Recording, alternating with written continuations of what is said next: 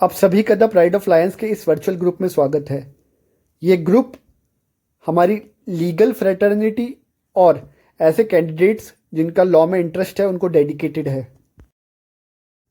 इस वीडियो में हम राजस्थान जुडिशियल सर्विसेज का जो सिविल जज कैडर का मेंस एग्जाम होता है उसकी जो आंसर शीट्स होती हैं उनको राइट टू इन्फॉर्मेशन के अकॉर्डिंग क्या प्रोसीजर रहने वाला है अप्लाई करने का, उसके बारे में डिस्कशन करने वाले हैं। इसके लिए हमें राजस्थान हाईकोर्ट की जो वेबसाइट है hsiraj.nic.in पर विजिट करना है। विजिट करने के बाद में जो उसका मेन पेज है वो ओपन हो जाएगा। फिर मोबाइल की स्क्रीन को नीचे की तरफ स्क्रॉल करते हुए यहाँ जो राइट टू इन्फॉर्मेशन का ऑप्शन आपको आ रहा है एक बार उस पर टच कर देना है।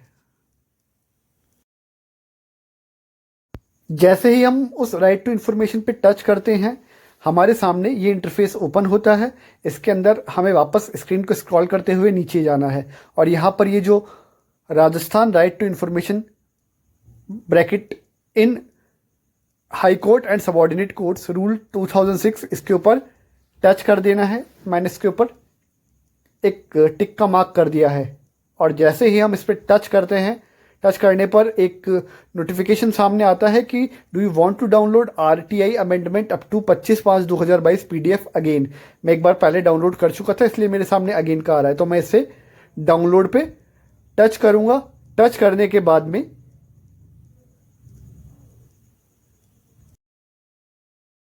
जैसे ही टच करते हैं एक पीडीएफ फॉर्मेट जो होता है वो मोबाइल की स्क्रीन के ऊपर विजिबल होता है। अब हम वापस से मोबाइल की स्क्रीन को स्क्रॉल करते हुए इस इंफॉर्मेशन एक्ट के अंदर बेसिकली जो नीचे की तरफ जाएंगे स्क्रॉल करते हुए और स्क्रॉल करते हुए हमें इसका जो फॉर्म ए है वो देखना है।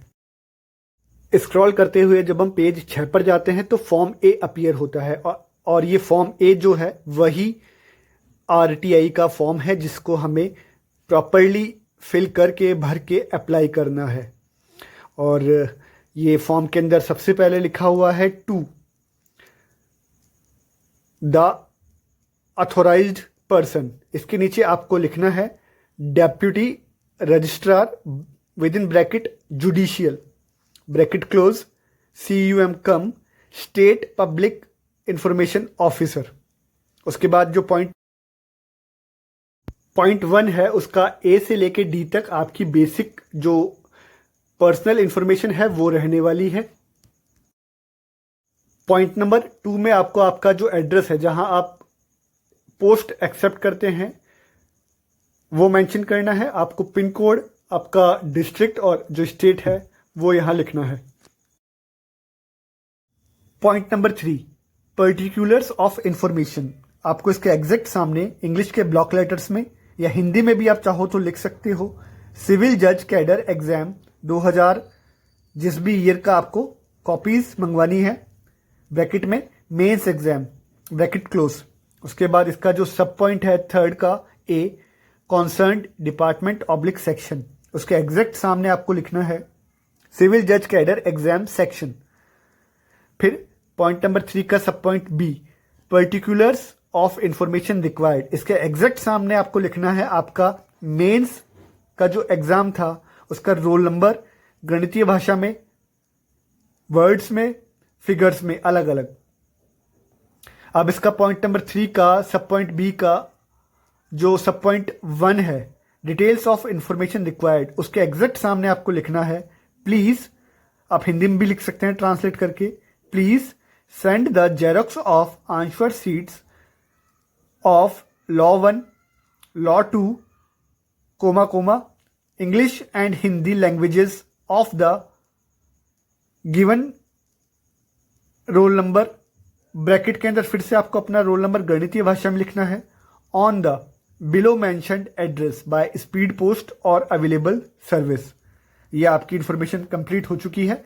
इस इंफॉर्मेशन में आपने बेसिकली आपको जिन पॉइंट नंबर 5 आपको एक नॉन जुडिशियल स्टैंप या फिर डिमांड ड्राफ्ट या फिर बैंकर्स चेक या फिर postal order in the name of authorised person, मतलब ऊपर जो ऑथराइज्ड पर्सन हमने मेंशन किया था डेप्यूटी रजिस्ट्रार ब्रैकेट में जुडिशियल ब्रैकेट क्लोज कम स्टेट पब्लिक रिलेशन ऑफिसर, उसके नाम से ₹50 इंडियन, 50 रुपये का खरीदना है और उसको इस एप्लीकेशन के साथ में अटैच करना है। आप कोई भी एक ऑप्शन चूज कर सकते हैं, या तो नॉन जुडिशियल स्टैंप ले लो, या डिमांड ड्राफ्ट ले लो, या बैंकर्स चेक ले लो, या पोस्टल ऑर्डर ले लो। फिर आपको प्लेस, ये जो नॉन जुडिशियल स्टैंप है बेसिकली आपके नाम से इशू होगा। डीडी जो है वो ऑथराइज पर्सन जो कि ऊपर एड्रेस में आप भर चुके हो। बैंकर्स चेक का मुझे आइडिया नहीं है, और पोस्टल ऑर्डर्स के लिए आप पोस्ट ऑफिस जाते हैं तो वहां भी पूछ सकते हैं कि किसके लिए ऑथराइज पर्सन को शेयर करना है, तो क्या प्रोसीजर रहने वाला है। अब बेसिकली उसके बाद आपको नीचे प्लेस में आपका जो डिस्ट्रिक्ट और स्टेट है वो मेंशन करना है, एक डेट मेंशन कर देनी है। सिग्नेचर ऑफ एप्लीकेंट के ऊपर आपको आपका साइन करना है, उसके जस्ट नीचे आपको आपका नाम लिखना है। फिर ईमेल एड्रेस के सामने आपको ईमेल लिखना है, और आपको अपने मोबाइल नंबर्स जो हैं वो भी मेंशन कर देने हैं। ध्यान रखिएगा आपका जो एड्रेस है वो बेसिकली जिस एड्रेस पे आपको कॉपीज मंगवानी है, एंश्योर शीट्स मंगवानी है, वो रहने वाला है। उसके बाद नीचे डिक्लेरेशन दिखाई दे रहा है आपको, यहाँ पर आपको आए आपका नाम, सन ऑफ, डॉटर ऑफ आपके पिताजी या माताजी का नाम, रेसिडेंस ऑफ आपके घर का एड्रेस लिखना है। उसके बाद नीचे सिग्नेचर ऑफ द एप्लीकेंट पर आपको एक सिग्नेचर कर देना है। अब बेसिकली ये जो है डिक्लेरेशन आपको एक अलग से ब्लैंक पेज जो है उसके ऊपर प्रिंट निकलवाना है। उसके ऊपर ये प्रिंट लेके आगे का प्रोसीजर जो है वो जो कि इसमें फीड करना है। आपको इन चारों में से एक ऑप्शन चूज करना है। आप चाहे तो भारतीय गैर न्यायिक नॉन जुडिशियल स्टैंप 50 रुपये का, या फिर पोस्टल ऑर्डर 50 रुपये का, या फिर बैंकर्स चेक 50 रुपये का, या फिर डिमांड ड्राफ्ट जो होता है 50 रुपये का। उनमें से कोई भी एक जो है वो चूज करके यूज़ कर सकते हैं। आपका नॉन जुडिशियल स्टैंप जो है वो आपके नाम से आएगा, लेकिन जो बैंकर्स चेक है, डिमांड ड्राफ्ट है और जो पोस्टल ऑर्डर है वो बेसिकली आपको अथोराइज पर्सन जो कि एड्रेस में आपको भरना है, फॉर्म ए के अंदर आपने लिखा था ना अथोराइज पर्सन के नीचे, वो उसके नाम से इशू होगा। अब कौन से डॉक्यूमेंट्स फॉरवर्ड करने हैं, भेजने हैं, तो सबसे पहले आपका पहला डॉक्यूमेंट फॉर्म ए रहने वाला है, अच्छे से भरा हुआ, कोई गलती नहीं होनी चाहिए। दूसरा आपका डॉक्यूमेंट है डिक्लेरेशन। तीसरा आपका डॉक्यूमेंट है 50 रुपये का, या तो नॉन जुडिशियल, या फिर डिमांड ड्राफ्ट, या फिर पोस्टल ऑर्डर, या फिर बैंकर्स चेक। चारों में से कोई एक, ये 3 डॉक्यूमेंट्स आपको इस एनवलप में रखना है। आपको एनवलप पर ये जो दिया हुआ एड्रेस है, डेप्यूटी रजिस्ट्रार ब्रैकेट में judicial come state public relations officer the high court bench of Rajasthan, Jodhpur Rajasthan pin code पर फॉरवर्ड कर देना है। बट आपके लिए एडवाइस ये है कि एक बार आप अपनी तरफ से भी जो प्रॉपर एड्रेस है वो दोबारा वेरीफाई कर ले। तो ये कुछ प्रोसेस था भेजने का आपकी एप्लीकेशन को। अब exam cell Rajasthan high court की तरफ से आपको एक लेटर भेजा जाता है, ऐसा कुछ लिफाफा उसका होता है। वो जो लेटर आपके पास आता है वो फॉर्म बी होता है, एक्नॉलेजमेंट ऑफ एप्लीकेशन, मतलब आपकी जो चिट्ठी या एप्लीकेशन है वो वहाँ रिसीव हो गई है हाई कोर्ट एंड पे, उस पर डेट होती है। उसके बाद यहाँ जो ये वाइट पेज रखा हुआ है इसके नीचे आपका नाम और पूरा एड्रेस होता है, और नीचे 2 और 3 पॉइंट्स होते हैं। इन पॉइंट्स को एक बार आप स्क्रीनशॉट लेके स्टडी कर लीजिएगा। जब मैंने अप्लाई किया था तो मुझे 2 लेटर आए थे एप्लीकेशन मेरी फॉरवर्ड करने के बाद। एक फॉर्म बी था जिसके अंदर उन्होंने मुझे एक्नॉलेजमेंट ऑफ रिसिप्ट दी थी, और एक और फिर चिट्ठी आई थी, उसके अंदर मुझे कहा गया था कि आपको जितने भी पेजेस हैं उन पेजेस को मल्टीप्लाई बाई 2 रुपये के अकॉर्डिंग, एक फ़ोटो एक तरफ का पेज का प्रिंट होता है, उतने रुपए के कॉपिंग स्टैम्प्स जो हैं वो वाइट पेज के ऊपर पेस्ट करके आपका रोल नंबर, आपका एड्रेस और ये जो आरटीआई के नंबर्स, जो लेटर आपको उनकी तरफ से रिसीव होता है उसके ऊपर जो नंबर मेंशन किए हुए होते हैं लेटर के, वो मेंशन करना है। ब्लैंक पेज के ऊपर कॉपिंग स्टैम्प्स, जैसे आई थिंक 144 रुपये के कॉपिंग स्टैम्प्स जब मैंने अप्लाई किया था जब तब लगे थे 144 रुपीज़ के, तो उतने ही आपको कॉपिंग स्टैम्प्स जो है वो वाइट पेज पे पेस्ट कर देना है।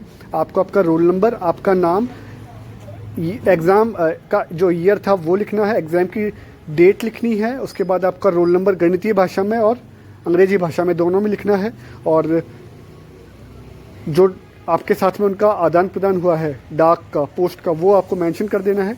और वाइट पेपर में चिपका के इन कॉपिंग स्टैम्प्स को ये आपको आपके नज़दीकी कोर्ट में, high court, session court, trial court, हर जगह अवेलेबल हो जाएंगे।